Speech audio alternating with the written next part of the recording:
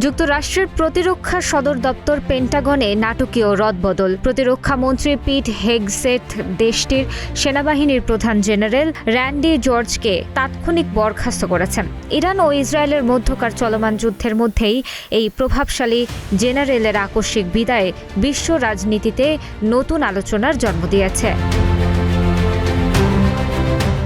যুক্তরাষ্ট্রের সামরিক ইতিহাসে এক নজিরবিহীন ঘটনার সাক্ষী হল পেন্টাগন। প্রতিরক্ষা মন্ত্রী পিট হেগসেথ ইরান যুদ্ধের জটিল সময়ে সেনাপ্রধান জেনারেল র্যান্ডি জর্জকে সরিয়ে দিলেন। পেন্টাগনের মুখপাত্র শন পার্নেল সামাজিক যোগাযোগ মাধ্যমে জানিয়েছেন, জেনারেল জর্জ অবিলম্বে তার পদ থেকে অবসর নিচ্ছেন।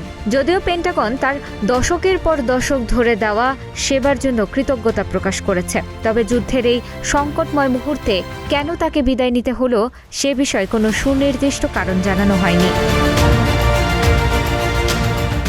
সূত্রগুলো বলছে, এই সিদ্ধান্তের নেপথ্যে রয়েছে রাজনৈতিক আদর্শের সংঘাত। সিবিএস এর প্রতিবেদন অনুযায়ী প্রতিরক্ষা মন্ত্রী হেগসেথ এমন একজন সেনাপ্রধান খুঁজছেন যিনি প্রেসিডেন্ট ডোনাল্ড ট্রাম্প এবং তার সামরিক দৃষ্টিভঙ্গি বাস্তবায়নে পুরোপুরি একমত হবেন।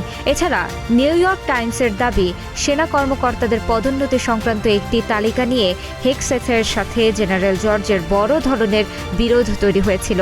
হেগসেথ 29 জনের একটি তালিকা থেকে 4 জন অফিসারের পদোন্নতি আটকে দেন, যাদের মধ্যে 2 জন কৃষ্ণাঙ্গ এবং 2 জন নারী।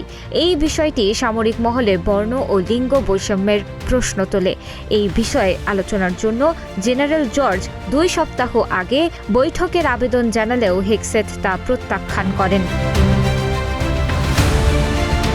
2023 সালে নিয়োগ পাওয়া 61 বছর বয়সী জেনারেল জর্জ ইরাক ও আফগানিস্তান যুদ্ধের অভিজ্ঞ সৈনিক। তার নেতৃত্বে যুক্তরাষ্ট্রের সেনাবাহিনীতে ড্রোন প্রযুক্তি এবং কৃত্রিম বুদ্ধিমত্তার মতো আধুনিক যুদ্ধ কৌশল ব্যবহারের উদ্যোগ নেওয়া হয়েছিল। তবে এই শুদ্ধি অভিযান কেবল জেনারেল জর্জে থেমে নেই। প্রতিবেদনে বলা হয়েছে, প্রশিক্ষণ কমান্ডের প্রধান জেনারেল ডেভিড এম হোডনে এবং প্রধান chaplain major general William Green জুনিয়রকেও বরখাস্ত করেছেন হেগসেথ।